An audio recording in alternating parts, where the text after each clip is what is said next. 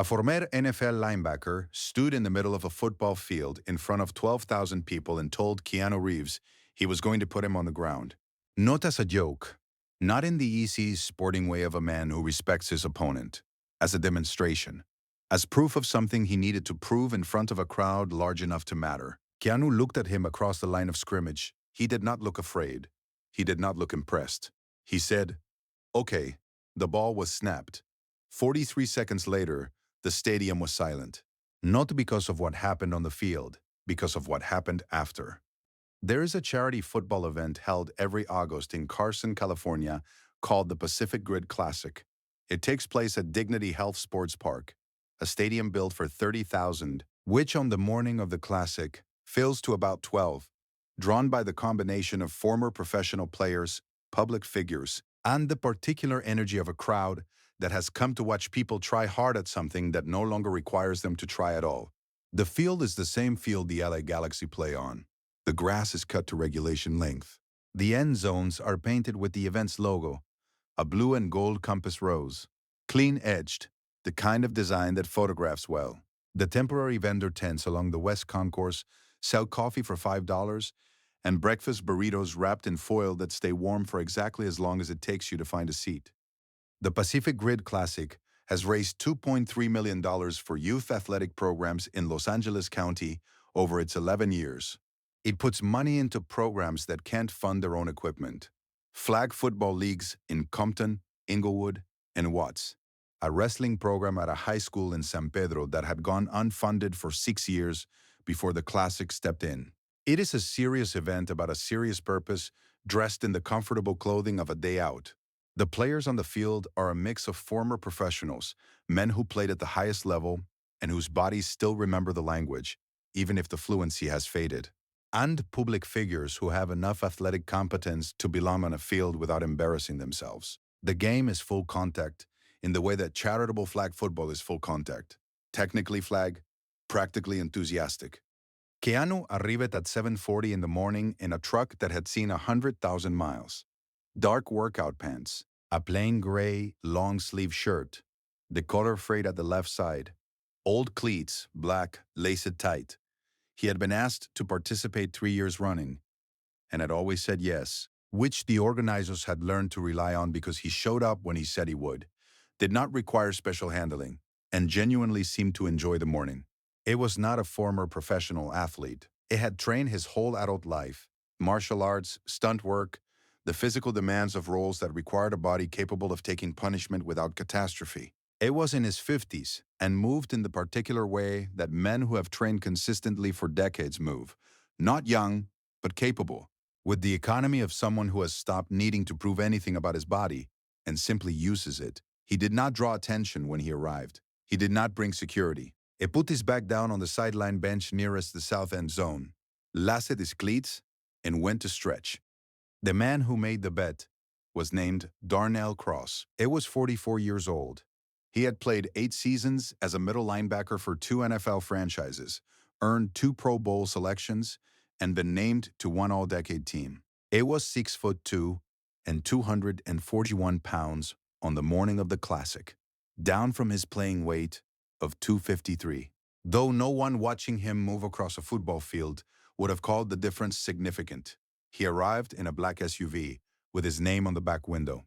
He wore cleats that were the same model his old franchise had sponsored and had not changed in 6 years, because changing them would have meant acknowledging that the endorsement had ended.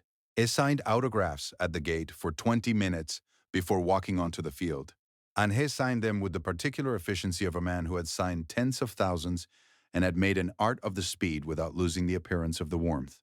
He had grown up in Bakersfield, a city of oil fields and heat, and a kind of arid, working-class dignity that asks nothing of you except that you do not pretend to be something you are not. His father had worked on a pipeline crew. His mother had run a daycare out of the house for 16 years. He had 3 older brothers, all of whom had been good athletes and none of whom had been him. He had been different from the age of 7, in a way that could not be attributed to work. He was fast in the specific way that certain people are fast, not the sprinter speed, but the linebackers, the short-distance explosion of a body that operates at a different threshold of activation than the people around it. He had understood early that this was a gift, and he had understood with equal clarity what gifts of this kind were worth in a city like Bakersfield, and what they could take you away from. It had taken it away, all the way away, college on a full scholarship, draft day in a hotel room in Indianapolis with his mother holding his phone because his hands were not steady. 8 seasons, 2 cities. The specific, irreplaceable feeling of standing in a stadium of 70,000 people who were there because of what you could do with your body on a 40-yard stretch of grass. Then his knee. It was not a single catastrophic tear. It was the accumulation of small insults that the body absorbs without complaint.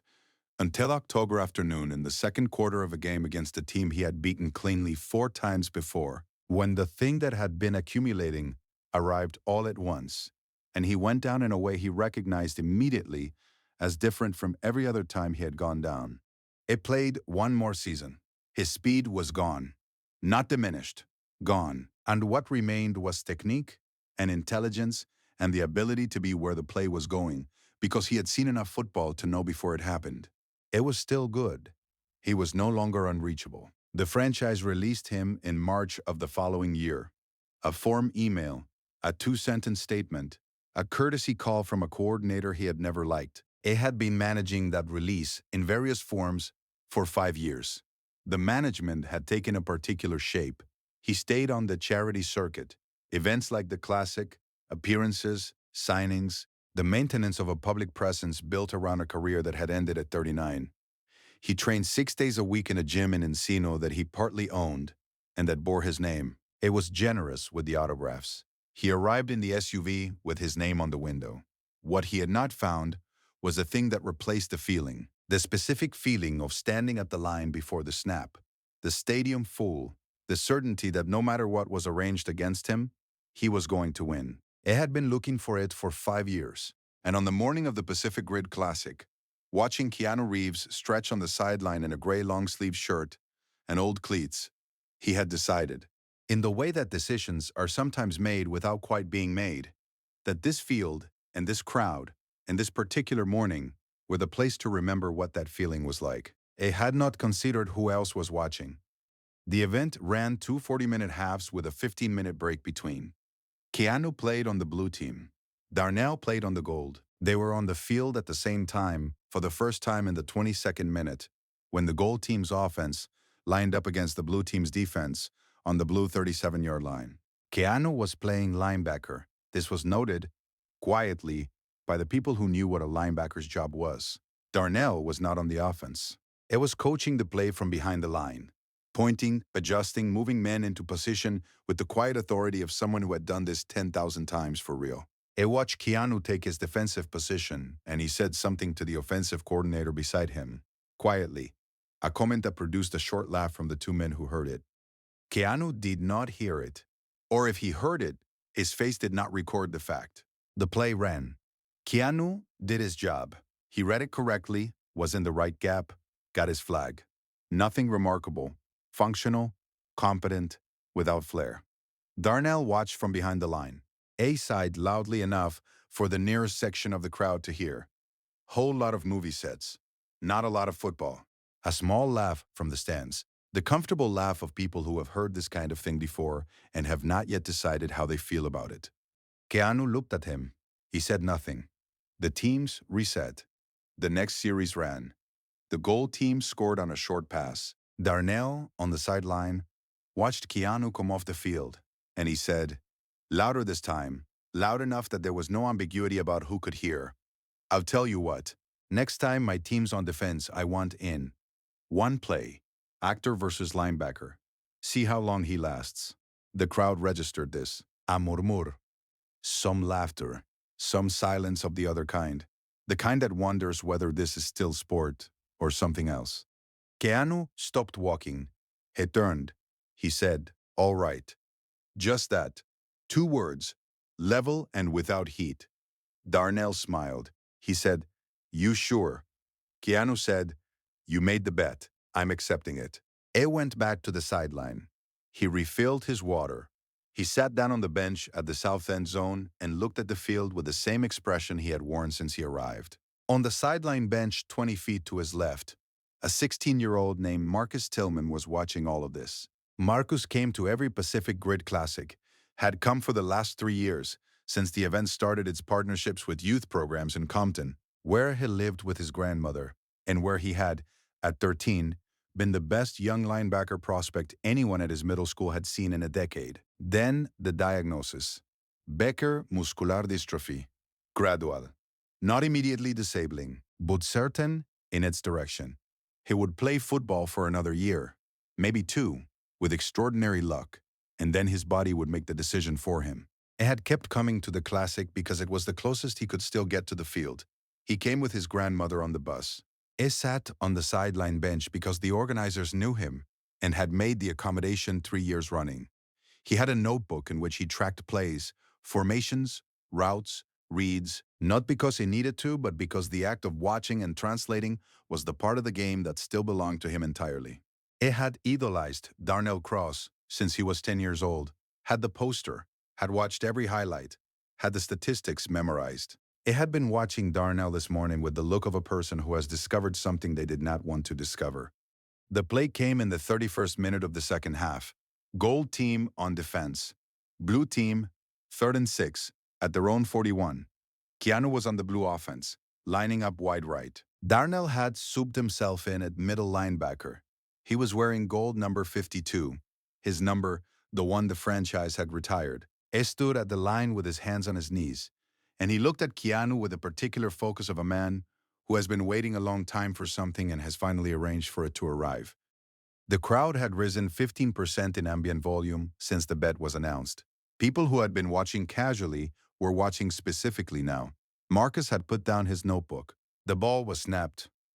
What happened in the next 4 seconds did not go the way Darnell had intended it to go, and did not go the way most people watching had expected it to go, and was not particularly useful as an argument in either direction about actors versus linebackers. Because what happened was this: Keanu ran his route, the ball arrived, he caught it, and it took 2 steps before Darnell reached him and pulled the flag. Not a tackle, a flag pull. This was flag football. 4 yards, short of the first down. Keanu went down with the momentum of the contact. It was a hard pull, harder than necessary, the kind of pull that uses a linebacker's weight behind it. And he was on his back on the field. He lay there for 2 seconds. The crowd made a sound. Then he got up. He handed the ball to the referee. He did not look at Darnell. He walked back toward the huddle. Darnell sighed. Behind him, just loud enough. 4 yards. Long way from Neo. The crowd heard it. The laugh that came back was smaller than Darnell had expected. Thinner. The crowd had been ready to enjoy the spectacle and now was not quite sure it had enjoyed it. Keanu stopped walking. He stood still for a moment on the field. Then he turned, and he did not look at Darnell. He looked at the sideline bench at the south end zone. He looked at Marcus. He walked off the field, not to the blue team's huddle, to the bench. He sat down next to Marcus. The crowd went quiet.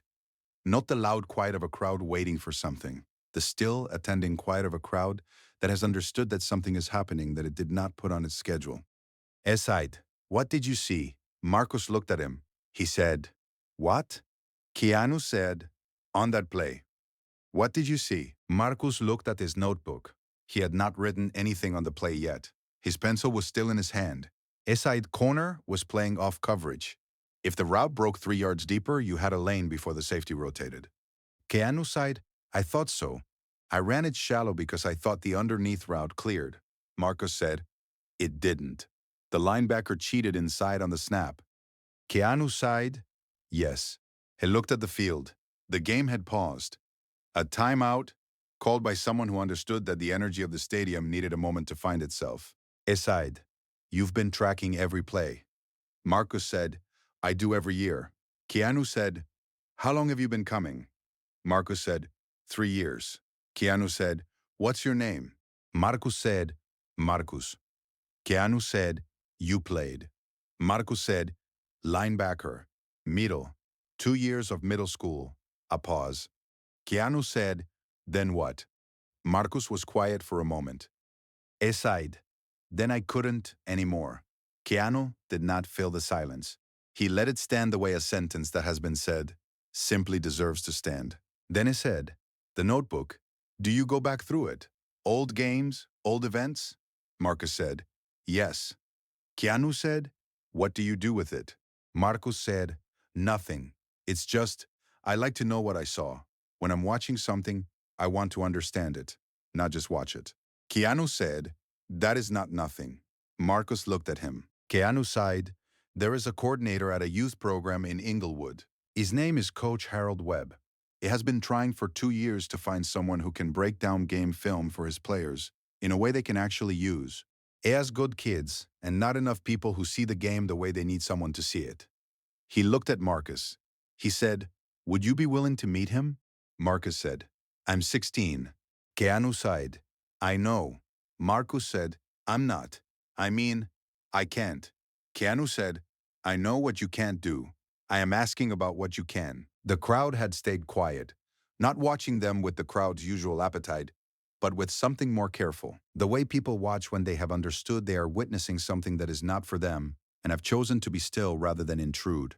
Marcus looked at his notebook. He sighed, I would be willing to meet him. Keanu said, good. He stood up. He straightened his shirt.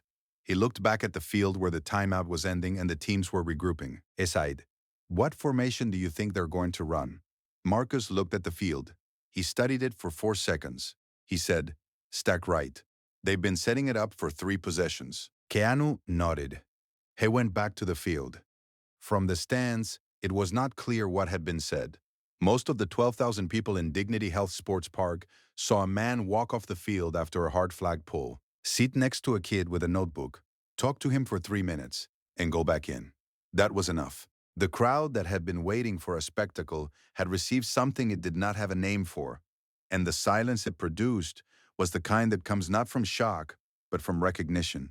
The feeling of watching something you have seen too rarely and therefore do not immediately know how to categorize. Darnell felt it from the field. He stood at the line and he felt the crowd's energy, and he understood, in the way that a man who has performed in front of crowds for 19 years understands that the room had turned, not against him. It had simply stopped caring about him, which was worse. He looked at the bench where Keanu had been sitting. He looked at the kid with the notebook. He had not noticed Marcus before. He had walked past that bench 20 times that morning, and he had not noticed. He did not know what that meant yet. But he felt it. The game ended 14 minutes later. Blue team, 2-1, 1-7. Keanu shook every hand on the gold team side of the field, including Darnell's, which lasted 2 seconds and was not warm, but was not hostile. Then he went to the sideline for his bag. Darnell came to find him. He said, you had something to say to me after the play, and you didn't. Keanu said, I had something to do. Darnell said, the kid. Keanu said, yes. Darnell sighed, you walked off the field to talk to a kid. Keanu said, he knows more about football than most people on that field today. He has known it since he was 13, and now the game is going somewhere he cannot follow, and no one has told him that what he knows still matters. Darnell said nothing. Keanu said, you knew that kid was there. Darnell said, I didn't. Keanu sighed, you walked past that bench. You signed autographs at the gate for 20 minutes. You have been coming to this event for 4 years. He paused. You knew.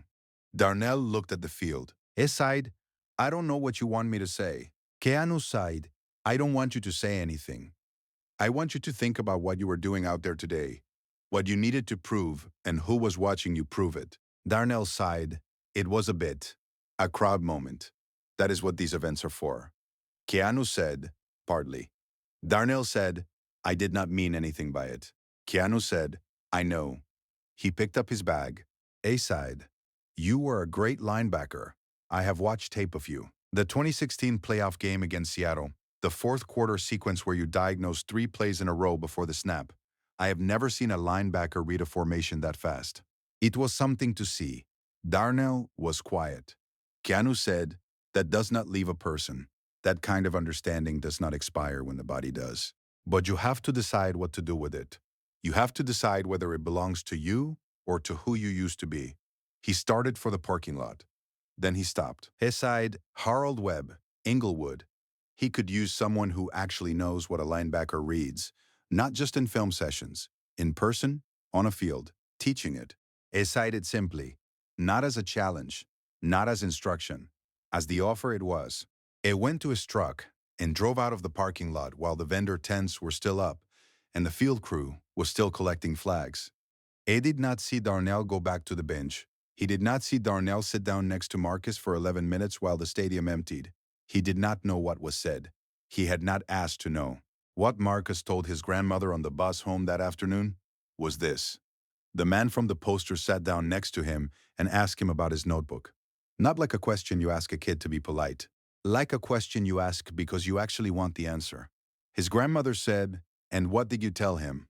Marcus said, "The truth." She said, "And then?" A sighed. "And then someone else came and sat down." She waited. He said, he'd been watching me for 3 years and didn't see me. He said he was sorry about that. She looked out the window of the bus. She said, "People say that." Marcus said, "I know." She said, "What did you say?" Marcus sighed. "I said I knew he was sorry. And I said he still knew more about linebacker play than anyone I was ever going to meet, and I wanted to learn it if he was willing to teach it." She turned from the window. Marcus said, "He said yes." Darnell Cross began working with Harold Webb's program in Inglewood 6 weeks after the Classic. He came on Saturday mornings, 3 hours, filmed first, and then the field. He was methodical about it. He did not perform generosity. He showed up in workout clothes, with no one taking photographs, and he sat in a folding chair in front of a projector screen, and he asked the players what they saw before he told them anything. That was Marcos's influence. Marcos had started attending film sessions in September, sitting in the back, notebook open, asking the kind of specific questions about pre-snap reads and formation tendencies that made the other coaches in the room recalibrate, quietly, how they thought about what they were watching. By December, Darnell had shifted the Saturday sessions to include Marcus in the coaching role for the linebackers. Not formally, informally, the way real things often begin, by someone with authority deciding to make room. The program's linebackers improved measurably over the fall season. Fewer missed assignments, better press-snap recognition. An assistant coach at a high school across town came to watch a session in November and called Harold Webb afterward to ask where they had found the film analyst. Harold said, "He found us." Darnell did an interview in the spring with a sports media outlet, a short piece about his work with the Inglewood program. The writer asked him what had changed in the last year. He sighed, "I stopped thinking about what I used to be able to do with my body and started thinking about what I still know. Those are different things. I spent a long time confusing them." The writer asked if anything had happened to prompt the shift. Darnell was quiet for a moment. He sighed, "Someone reminded me that knowing the game doesn't live in your legs. It lives here." He touched his temple, and someone else showed me that was true. A 16-year-old with a notebook who had been sitting on a sideline bench for 3 years watching football, he could not play anymore and understanding more of it than almost anyone on the field. He paused. He said, "I walked past him every time I came to that event. That tells you something about what I was paying attention to." The writer asked his name. Darnell sighed. "Marcus. A is coaching linebackers now. He is 16 years old and he is coaching linebackers." The play itself lasted 4 seconds. 4 yards. Incomplete by 2 for the first down. By any reasonable measure of what a football play produces, it meant nothing. I have been thinking about what it takes for someone to walk off a field in the middle of a moment that was made for them. A crowd watching, a bet on the table, 12,000 people waiting to see what happens, and go sit next to a kid on a bench because the kid mattered more than the moment. Most of us would not do that. Not because we are cruel, because the pull of the moment is real, and the crowd is watching, and the bet is public, and there is a version of this story where you stay on the field and make your point, and everything is fine. But Keanu walked off the field. He did not answer the bet.